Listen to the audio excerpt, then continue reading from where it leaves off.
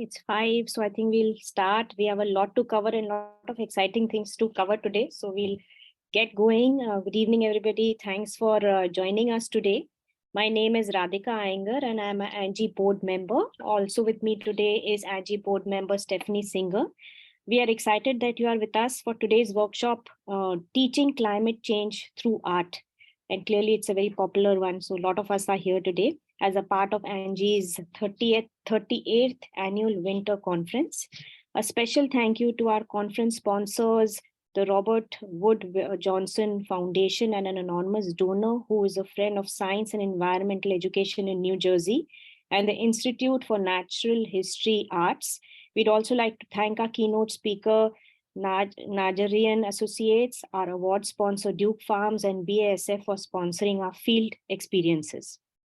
Also placing a YouTube channel in the chat room, where we'll be doing that shortly, where you'll see all our recorded content from the past conferences, forums, and other sponsored events. And we hope you'll be able to subscribe to our ANJEE YouTube channel. We'll send the link shortly.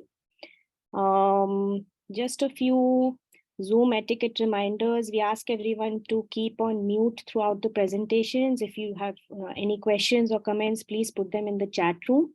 And there will be time for Q&A sessions towards the end of the presentation, in which you can raise your hand or ask a question in the chat. Today we have Carolyn McGrath from Hopewell Valley Regional School District, who's our presenter for today. We'll be discussing how can art move us to understand climate change beyond an intellectual understanding. What are the new cross-disciplinary ANJEE student learning standards for climate change, and how can art be used to address them? Explore these questions and more as we delve into the role of art in climate change. Caroline, I'll maybe introduce yourself and please take it away from here. Thank you.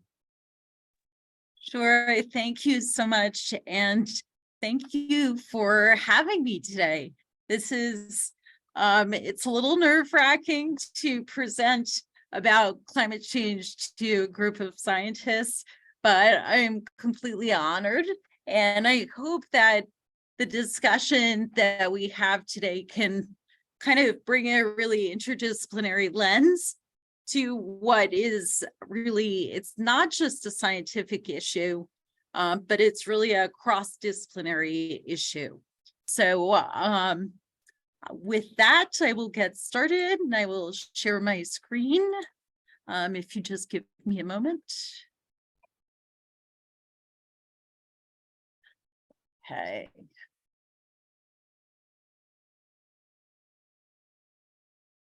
Okay. So give a sec for this to come on. Okay. So I'm going to be doing a few polls. There's going to be 4 polls. So if you would like to participate in the polls, you can go to pollev.com and Carolyn McGrath, sorry, not Carolyn, C. McGrath at 299. Or you could text and you could do it from your phone. And the instructions will come up again when we do the actual polls. And of course, you don't need to participate, but I know this is a very knowledgeable group, so I wanted to kind of throw some opportunities for you to show off your know-how. So some of the things that we're going to be doing in this workshop today, if I can get through everything, which I'm hoping to get through. And I'll also tell you that I'm more than happy to share this presentation, which is probably longer than I can actually get through in 60 minutes. I have a QR code to share with you at the end. And I'm happy to share any of these resources. So you don't need to take notes. You'll be able to get all of this and probably more than you actually want at the end. So hopefully at the end of this 60-minute workshop, you will know what are the basic facts about climate change every educator should know. I know that this is a super knowledgeable group, so I might kind of blow through that section very quickly, but I also didn't want to assume that everybody's coming with the same knowledge base. So I'm going to go through things really quickly in the beginning, and hopefully we get to the art part, which is what you're here for. So what is the function of art in this moment as we face the urgency of a changing and disrupted climate? And I think art has a huge role to play. What are some of the possibilities for incorporating art into lessons about climate change? And I don't know how much we'll spend on the end, but the New Jersey Student Learning Standards for Climate Change, and some of those are interdisciplinary standards. So, ways to work art into science lessons. So before we get started, I want to just acknowledge that we are meeting on Lenape-Hoking, which is the ancestral lands of the Lenape people. And I also wanted to acknowledge the role that colonization has played in the climate crisis that we find ourselves in, and also the role that Indigenous people are playing in really advancing climate justice and in providing examples for many of us to follow.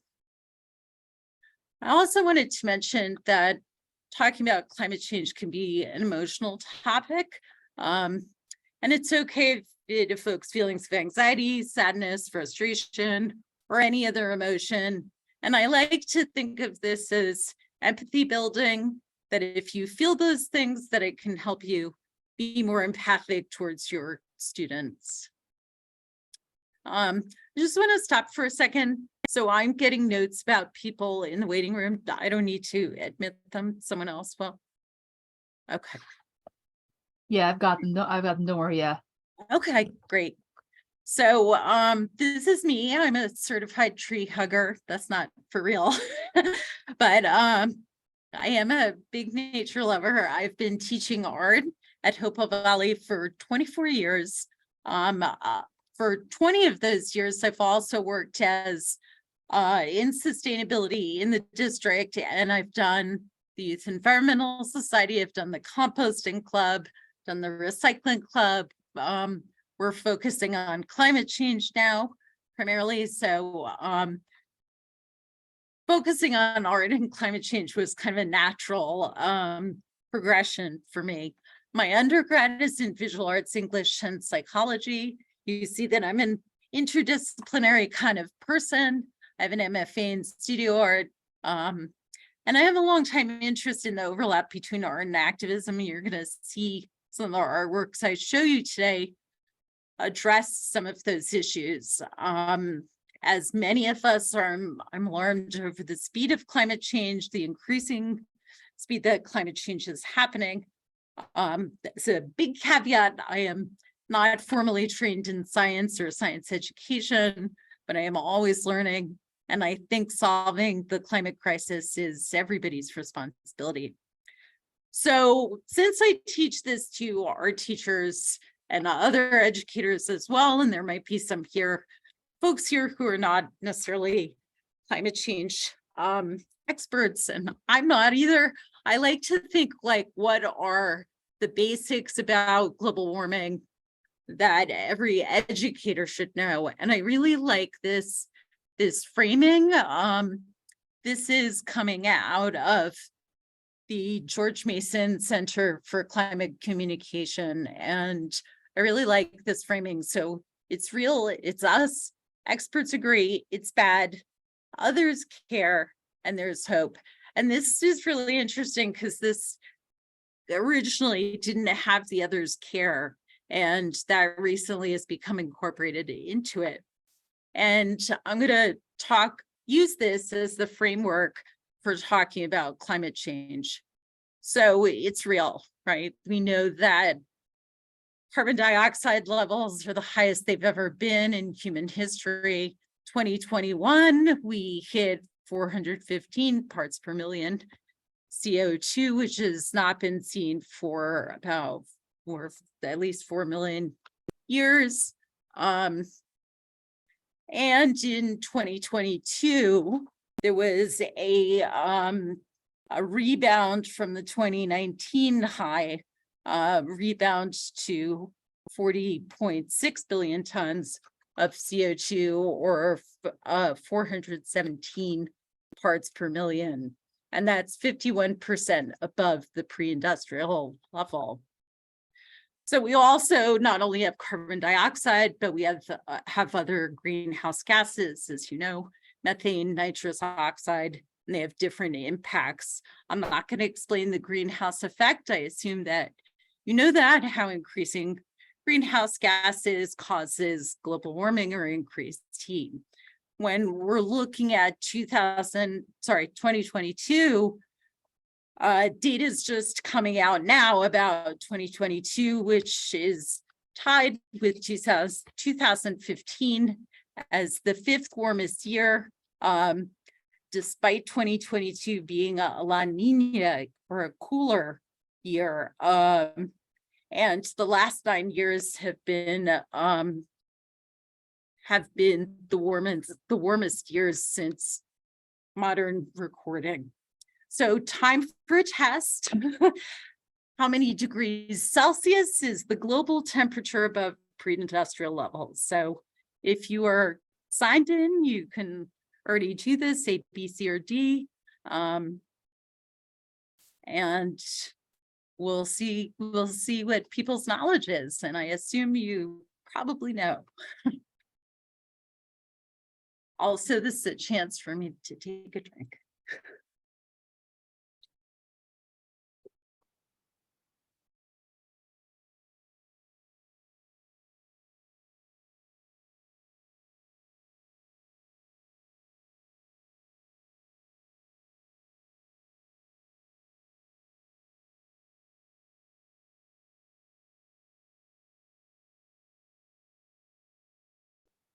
I might need to, is it working? Oh, there we go. Excellent. Okay. So the correct answer is actually 1.1 degrees above pre-industrial levels. Some sources say 1.2. 1.5 degrees is the limit that was set by the 2015 climate accord, Paris Climate Accord. So as you probably know, we are inching closer and closer to that 1.5 limit.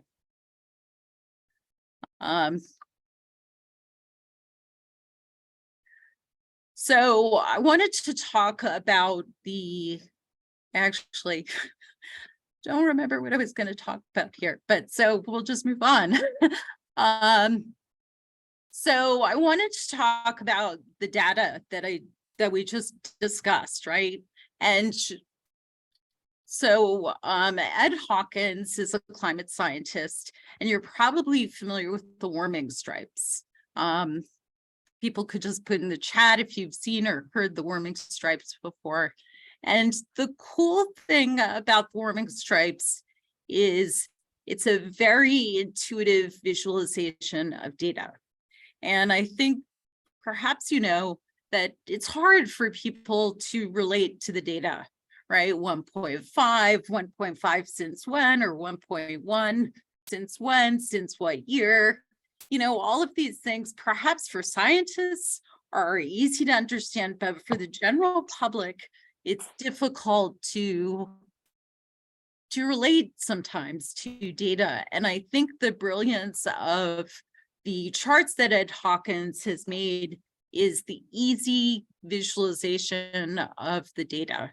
And it really communicates quite quickly and intuitively.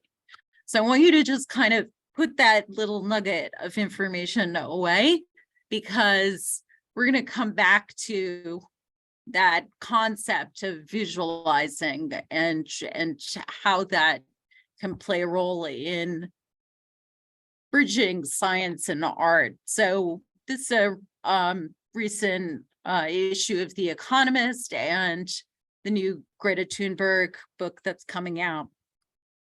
And this is New Jersey. And New Jersey is actually warming. I don't know if you know this, New Jersey is actually warming faster than the rest of the globe. So of course, there's unequal because it's a global temperature, there's uneven temperature change, and New Jersey is experiencing climate change more than, and global warming more than other places. So if we go back to that framework, it's real, it's us. I was going to put a little Taylor Swift video in here, but the whole thing is too long as it is, but it's us, or it's right. Who's causing it? Humans are causing it, and scientists have been able to pull apart or to tease apart. Take that backpack to school then, and then I'll just give it back to you. All right, folks, make sure you're muted, please. Thank you.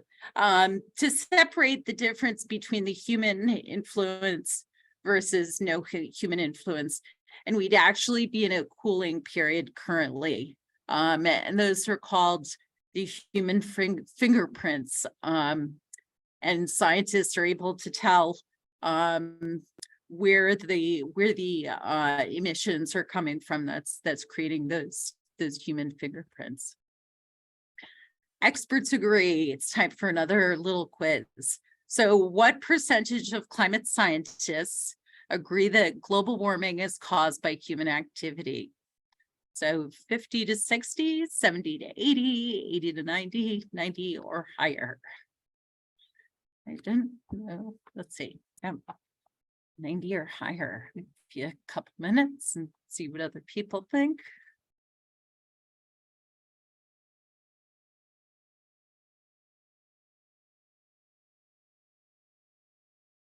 I would say, I'm sorry, if you're having trouble with the poll, I would just skip it.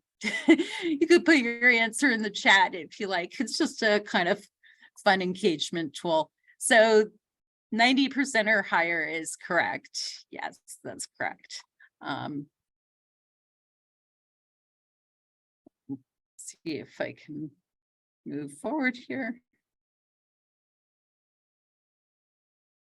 All right. Oops. All right, so different studies have shown different percentages of agreement.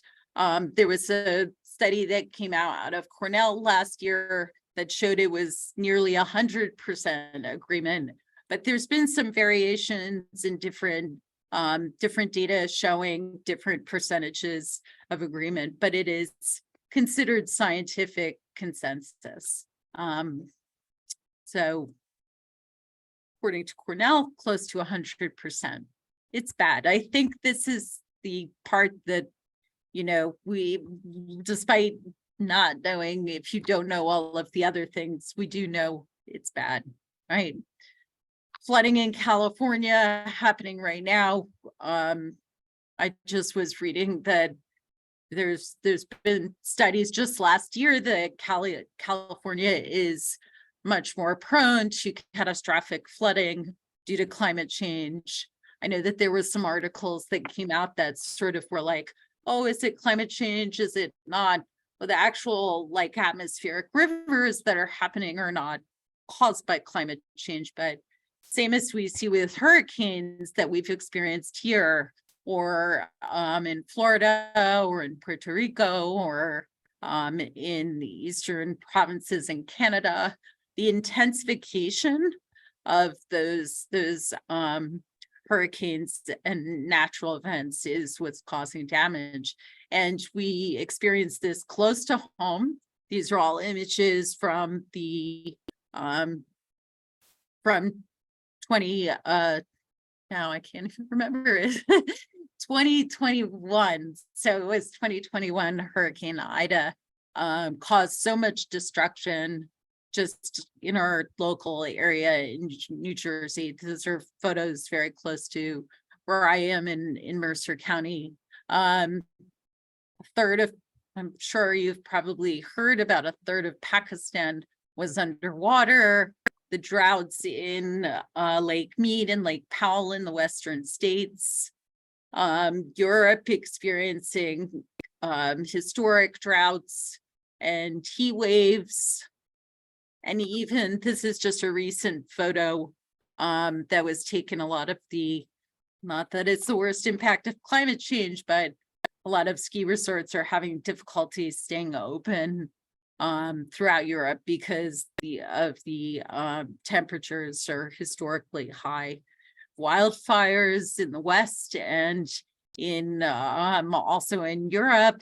And again, those are not caused by climate change in and of themselves, but the intensification because the dryness is increased.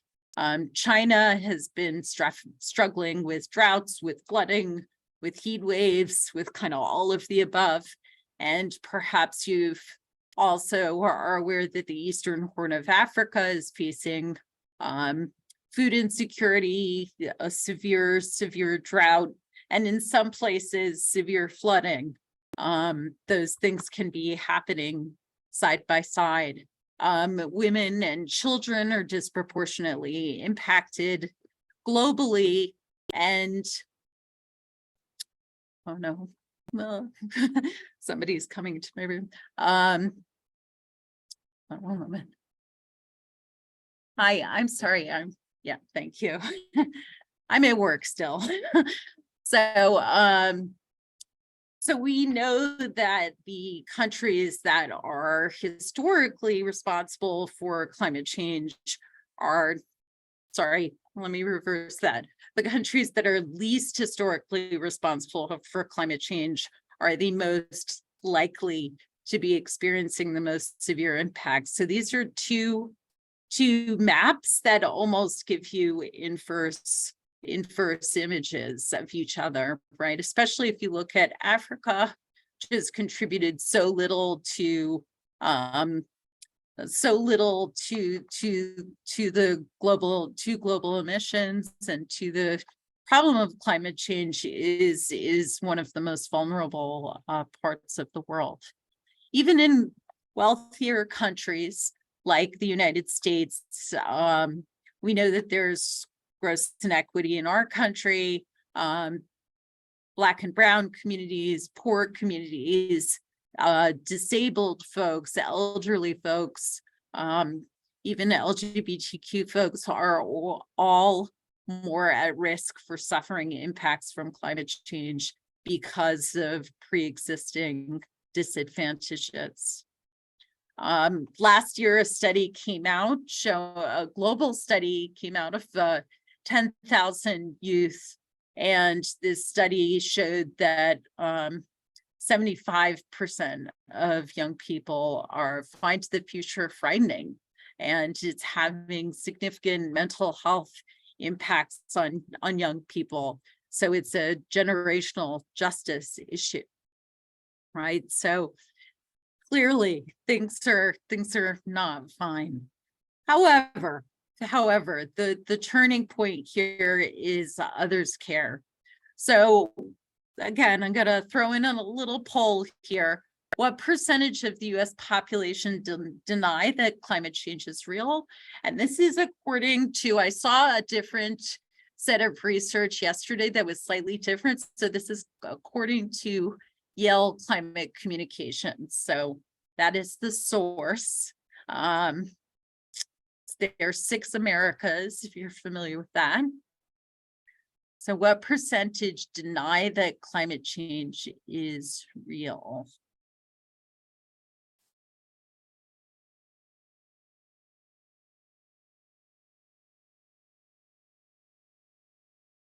Give you another second. Okay. So the correct answer is actually less than 10% deny that climate change is real. However, this seems to, oops, that's not what I meant to do.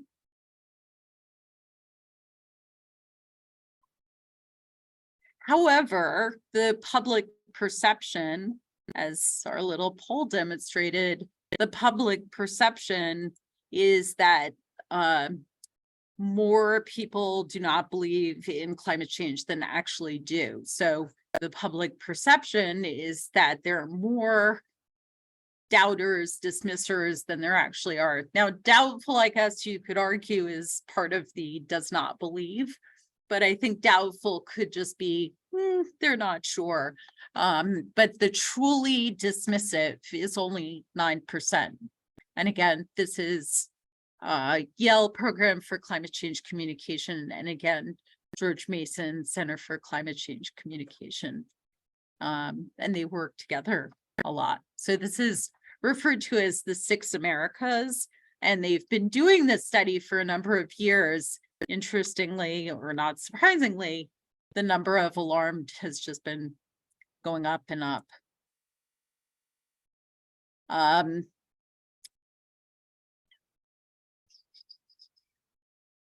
Okay. All right. So I was like, what am I talking about here?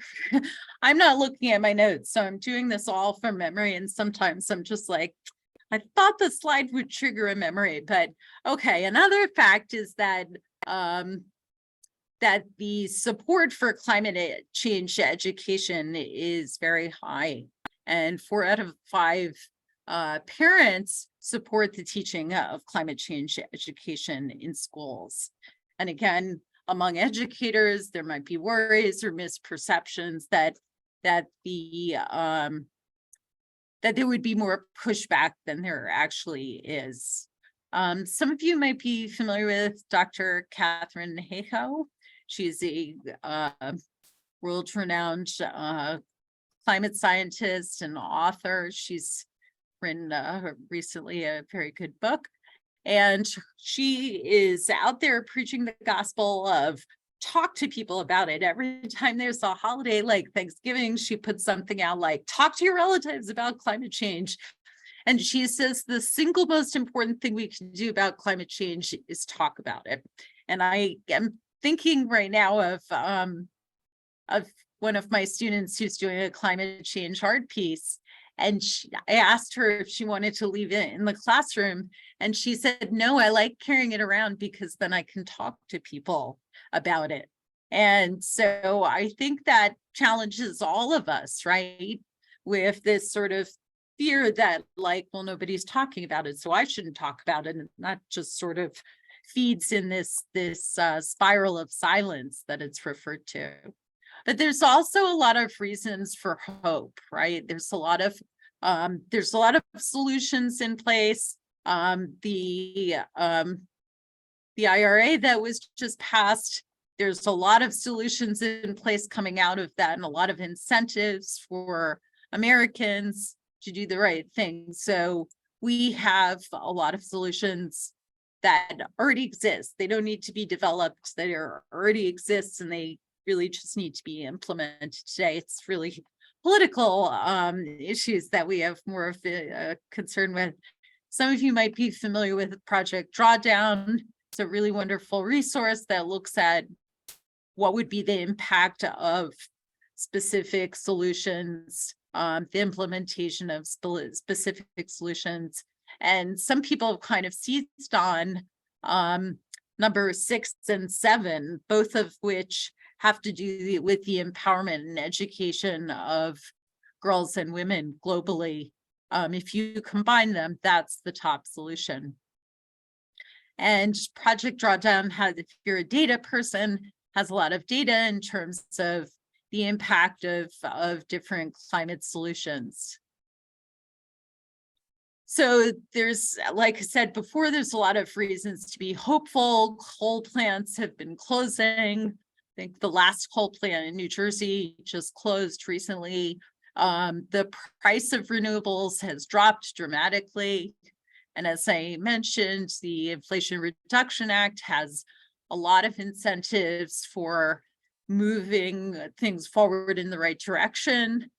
These are the impacts of the Inflation Reduction Act. So it brings things down quite a bit in terms of US greenhouse gas emissions, which in the US that it's actually been declining since 2005, unfortunately not globally, but this is still not going to get us to the Paris Agreement level. So there's still more work to be done. And I think this place of hopefulness is important to point out that it's really dependent on our actions. You know, we can choose the path that creates the future. And that's, it's a scary place, but it's a place of hopefulness as well. So in schools, I think a lot of times as someone who's worked in, done recycling initiatives and composting and all kinds of, we've had Green Week at our school and all kinds of different initiatives that I think in schools we often focus on individualized solutions, which I think can have a really great impact. So some of you are probably familiar with like the carbon footprint calculator. And so I just want to get a sense of, if we're talking about carbon footprint, what you think the order of climate change solutions would be here. And in order to respond to this, you have to kind of put your cursor and then a little arrow will appear. So put them in the order that you think these should be.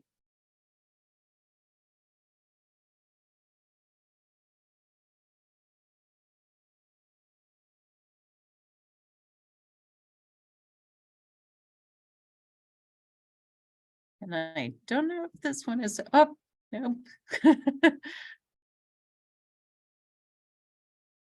Well, it looks like this one is not working. So I will just, I will ask you in the chat, what do you think the number one solution out of all of those would be? Or if you want to just order them in the chat.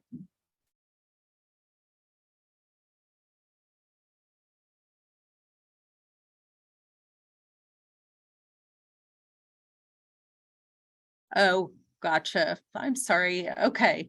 So you know what? Let's just go forward because that looks like it's not working out. So buying renewable energy. Okay. So this is from a 2017 study that ranked impact of different personal or individualized solutions.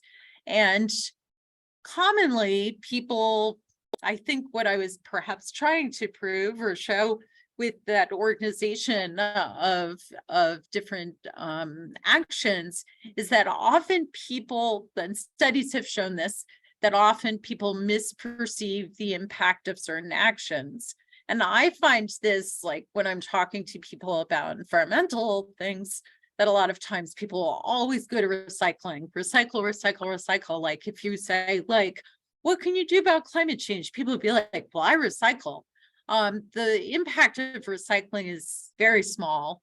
The impact of upgrading light bulbs, for example, is very small. But people don't realize that eating a plant-based diet is significantly larger. Avoiding a transatlantic flight, that's something a lot of people don't want to talk about, is flying, right? But flying has a huge impact. Living car-free, having one fewer child is actually has the greatest impact, obviously, because you're just creating one less person.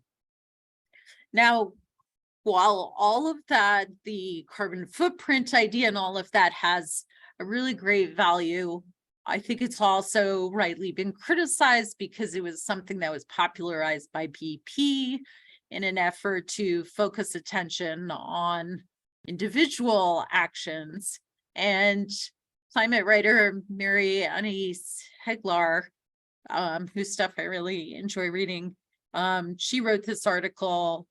It's like, I'm an environmental writer and I don't care if you recycle, or I work in the environmental movement and I don't care if you recycle. And it's this whole article about how people always talk to her about, oh, I feel so bad. I didn't recycle this or that. She's like, let's stop focusing on the individual actions. And in a lot of cases, when it comes to waste, for example, it's not something like we can control what's produced, right? We're controlling the consumption end, but there's a lot of things that are outside of people's control in terms of just functioning and living in society. And I found this also quite interesting. This was a study I came across that some climate change studies have found that individualized action, while it can promote a feeling of empowerment, it can also lead to a feeling of frustration and hopelessness. And I think, like, you know, I should have put this in there's this cartoon where it's like showing someone like crying or whatever because they forgot their reusable utensils, but it shows like an oil executive like sleeping soundly at night, right? So it's like, who's really has more responsibility and power here? And I think that, you know, when we're talking about climate education, it's probably both, right? It's not an either or situation. And I do think that, like, given that we do live in a wealthy country and a wealthy part of the country that has a much higher per capita emissions, that we do have an obligation to look at things like individual carbon footprints, but then those can be multiplied, right? So what happens if you scale individual actions up, right? So thinking about things on a systemic level. And I think a lot of young people have, you know, we saw this in 2019 with youth climate marches. Young people understand the power of collective action. And I had the opportunity to go to Washington, D.C. with a group of young people from Schools for Climate Action this last year, and to speak with representatives to advocate for actually for youth mental health support in response to the climate crisis. And studies have also shown that collective action really helps that eco-anxiety piece for young people. And I love this way that Ayanna Elizabeth Johnson thinks about addressing climate change. What brings you joy? What are you good at? And what work needs doing? So that was the climate change part. And I'm sure maybe you weren't here for that. So I want to delve into the art part, the art piece. One of the reasons that I love writing about the arts, you know, curating work, is not even so much that you're able to honor one person's expression and pay tribute to that, but because of how much it can shift things in us, you know. Frederick Douglass during the Civil War surprised his audience when he spoke about this idea. His idea was that it wouldn't be combat that would get America to have a new vision of itself, but pictures, right? Pictures, he said. And the thought pictures that they create in the mind are the way that we can kind of slip in the back door of our rational thought and see the world differently. I love that. His speech was called Pictures in Progress, and then he retitled it Life Pictures. And as I came across this speech, I thought, this is why I do what I do, you know. How many movements have begun in the world when one person's work, one song, one impactful aesthetic experience shifted things entirely for a leader, for a group of people, you know. The environmental movement really catalyzed and began when we saw that Earthrise image, you know, taken from the Apollo 8. And we saw that our world was in an environment that we needed to honor. Or think about the way that Brown versus... Sorry. One of the reasons that I love... I'm gonna just chop off Sarah Lewis's video. So I love the way she talks about aesthetic force more than rational argument alone has been what's shifted and turned the tide in the face of injustice. She says this later towards the end of the video, right? And so going back to the beginning, talking about data, right? We have so much data that proves climate change is real. And yet, how do we move people? How do we move people to engage in those collective actions? How do we move students, since that's what we're here talking about. So a lot of artists have been, not a lot, but I guess enough artists have been addressing climate change through their art. And I want to share some examples of ones that I think are doing really exciting work. So this is Zaria Foreman, and she's actually gone on expeditions to Greenland and Antarctica and the Arctic and other parts of the world, and she's documented what she's seen through her artwork. I'm going to share a piece of this video.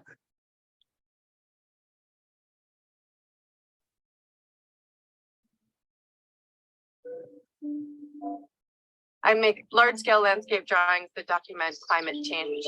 I travel to these really remote places at the forefront of climate change, and not everyone's able to travel to these places. They're very far away, they're very difficult to get to. And so what I try to do with my work is create super detailed drawings of exactly the landscape that I witnessed. I don't change it very much at all. I want to show people what actually existed at that point in time when I was there. Art creates emotional reaction. So what I'm trying to do is show the beauty of these places that are changing really fast, and it's affecting our entire planet. And instead of showing people the destruction, which I think is also important to look at, I want to show people the beauty of these places, because I think if they can be inspired, if they can be moved, it will inspire people in a positive way to make change. So I think of the expression, you don't protect what you don't love, you won't protect, right? And so inspiring through beauty, but also that awareness of loss at the same time. And these look almost photographic, but they're large scale pastels. I think John Comfra, who's a British artist, his pieces have a really poetic, beautiful quality. They're multi-screen films that are shown in art spaces like museums and galleries, and they're addressing issues that are pertinent to climate justice and who's impacted by environmental issues. One of the things that you have to think about if you're not a scientist, you're not an expert, which is you do the subject, the way in which try to is, yes, idiosyncratic. It's about how I see it. It's almost certainly personal, because it's about my take on the century that gave birth to me. But it's also a provocation. It's about trying to say to yourself and to a viewer, I don't have to be an expert to speak about, scientific things. We felt important to try and bring together questions of climate change with global inequalities, which have other histories, colonial, and so on. And I don't feel I'm an outsider to any of it. I don't feel like, as a Black person, I shouldn't speak about climate change. Well, actually, that's precisely why I should speak about climate change in a weird. So it's interesting because some of the artists that I'm sharing with you have the opinion of, almost some of them I'll show you are scientists, some are working with scientists, and some are like, John Comfra saying, I don't have to be a scientist. Like, I'm experiencing this. I'm living and have lived through this. And from that perspective, I want to speak to climate change. And this is a still from his video. It's called Purple. And that's another. In the interest of time, I'm going to skip over Mel Chin, but I'll just tell you he worked with Microsoft to do virtual reality of Times Square, what it would look like with sea level rise. And I'm going to skip over his because I probably a little short on time. Eve Mosher's pieces also deal with sea level rise, and she started doing this piece in 2007, where she walked around the city in Manhattan, and she created a chalk line where the water level was predicted to rise. And through this process, there's a lot of community engagement. She has had other folks replicate this piece in other places, in Bristol, England, in Miami. And I think I have a little clip of it from Miami. No, this is from Philadelphia.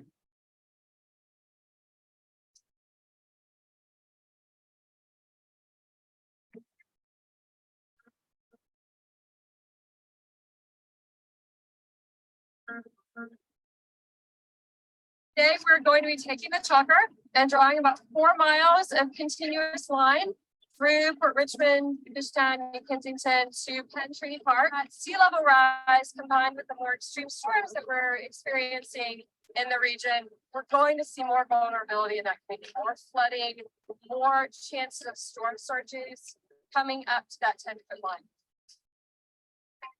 So it's interesting because some folks might not think of this as art, but right. So this is participatory. This is performance art. It's conceptual art, right? Or it's like the real basic form of a line is one of the most basic building blocks of art.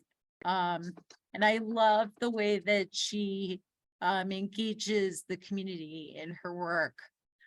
Jill Palto is someone who is a scientist, and she uses data points in her artwork.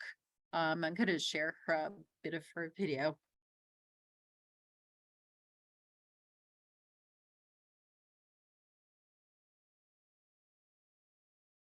So I'm studying paleoclimate. I think what the past has to tell us is really fascinating. And so in order to understand the changes that are going to be coming in the future, we have to go back and study how the Earth works in the first place.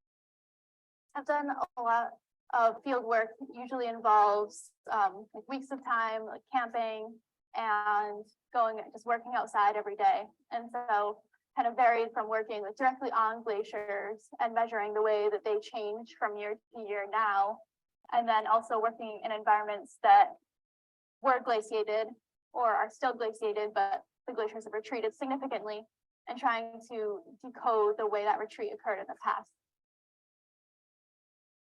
So again, in the interest of time, I'm going to move forward and share some other artworks and artists with you. So as I said, so her work was featured on the cover of Time, and she uses these data points to visualize, right? And some of them are, not the sort of march towards deforestation, for example, or deglaciation, but also like the one on the left is some of what she's charting is increased in renewables.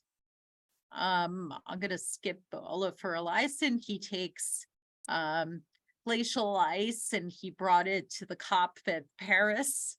And again, what does it mean to have that real tangible embodied experience of something that is typically only a data point? One of the artists that I really love is Daniela Molnar, and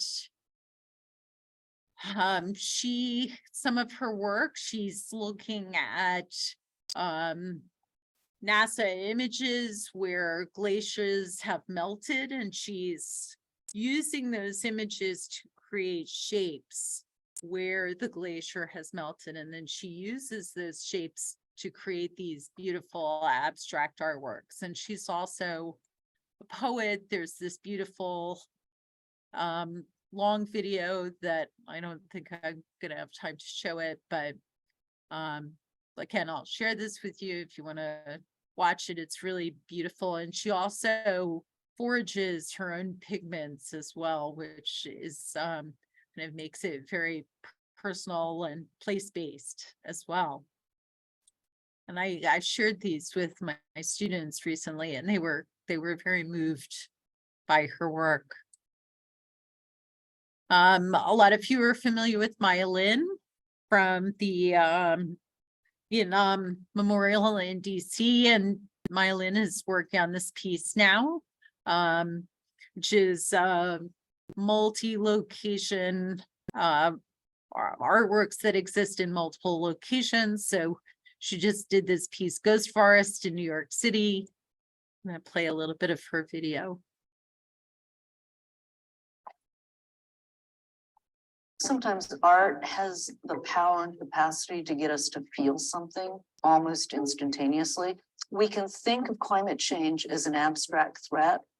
Art can present it in a new way that's going to get you to stop and rethink the problem a little bit.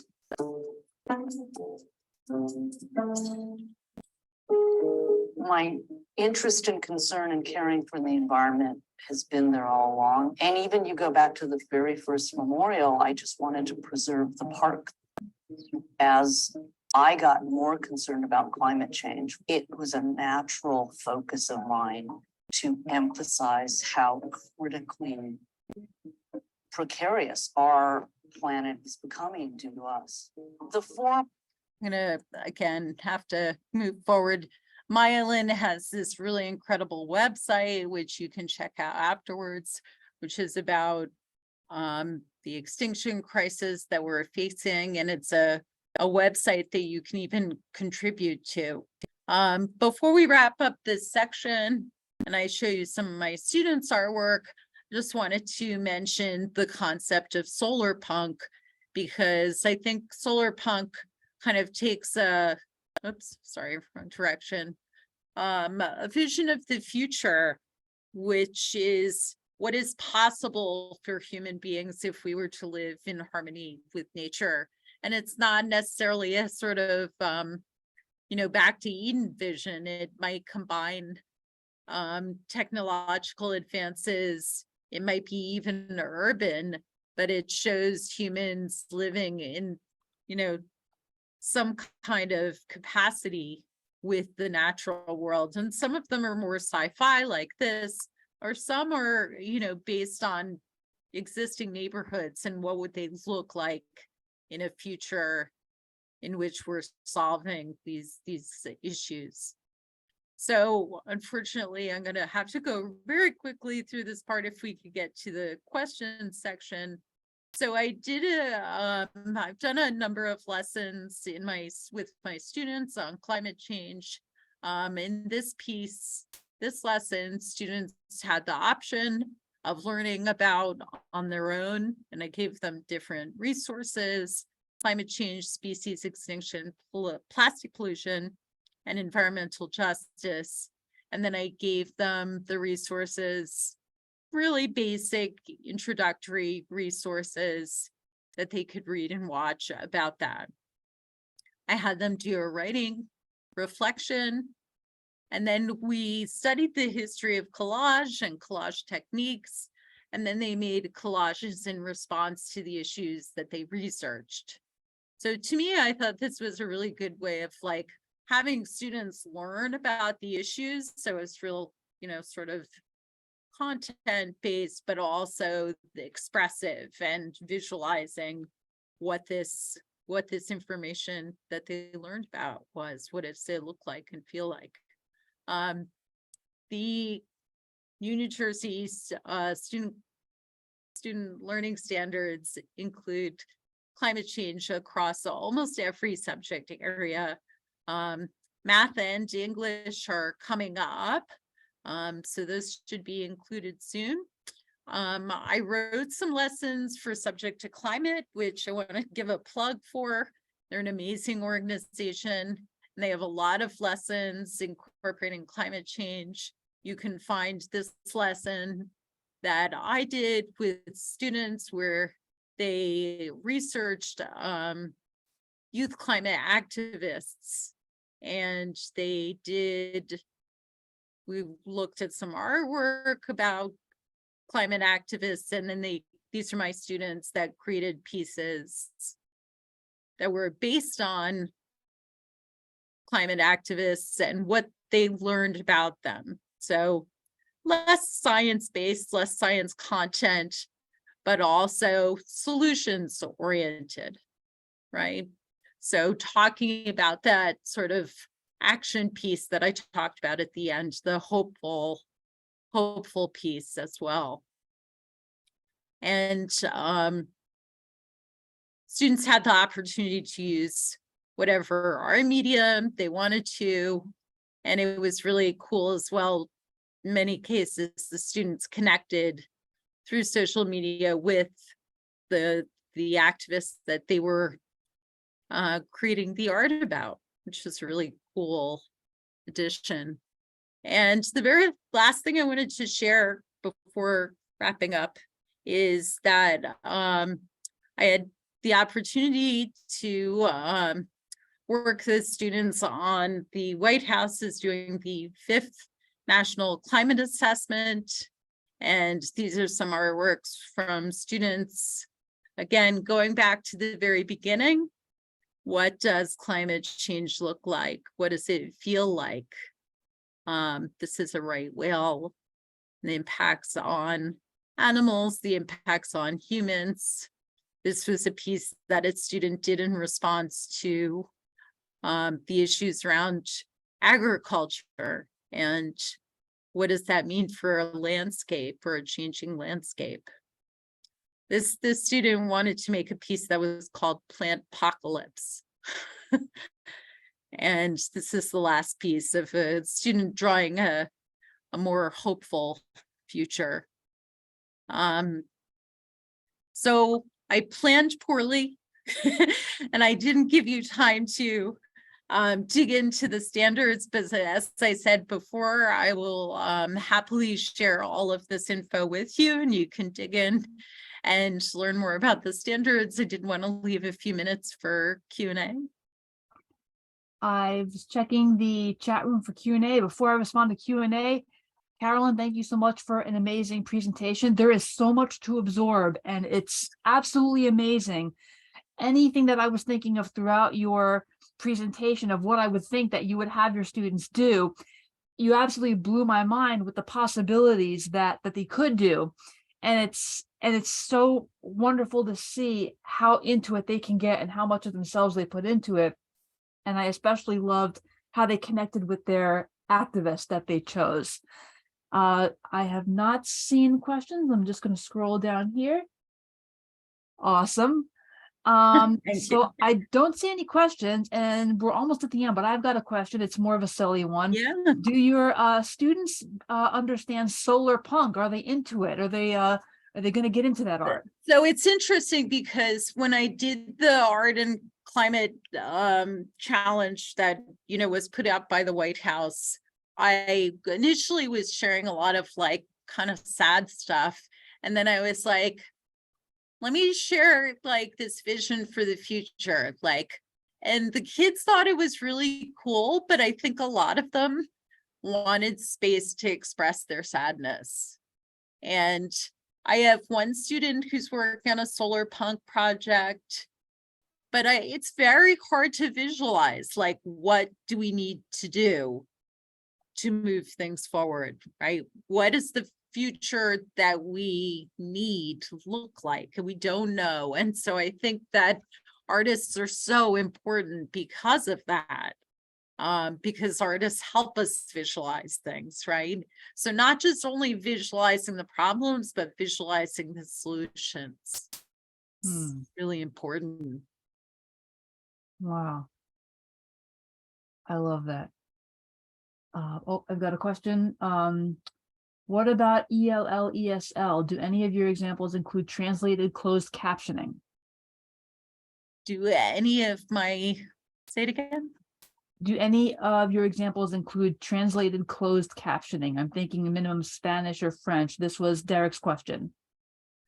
In terms of the videos or in terms of what?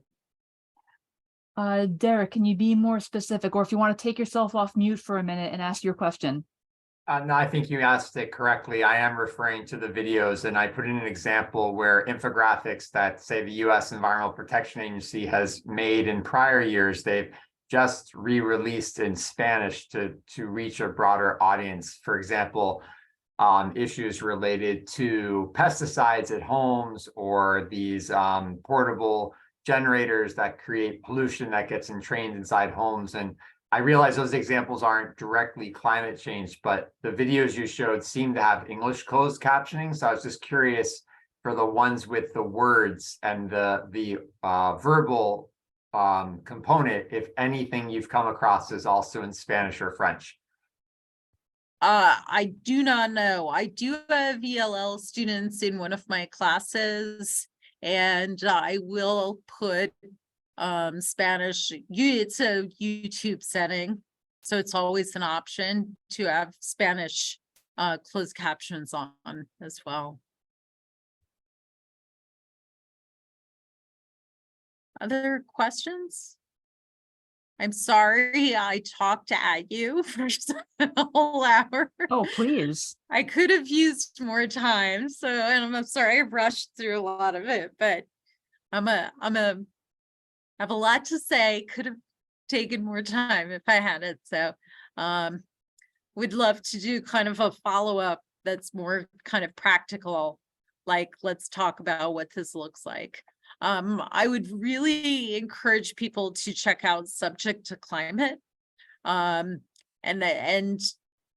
as to Rachel's question, Subject to Climate has a really great art lesson that uses climate change to uses color to express emotions about climate change. So yeah, they have all age categories. Subject to Climate is free. There's sample lessons.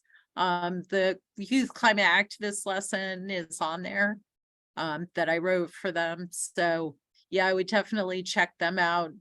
The New Jersey Climate Education Hub is like, it's overwhelming the number of resources that are there. But I would definitely check that out as well.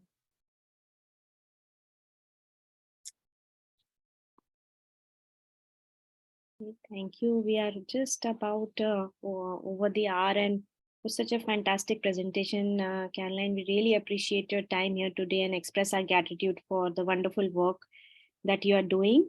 Just a few reminders before we close. At the end of the session, we have a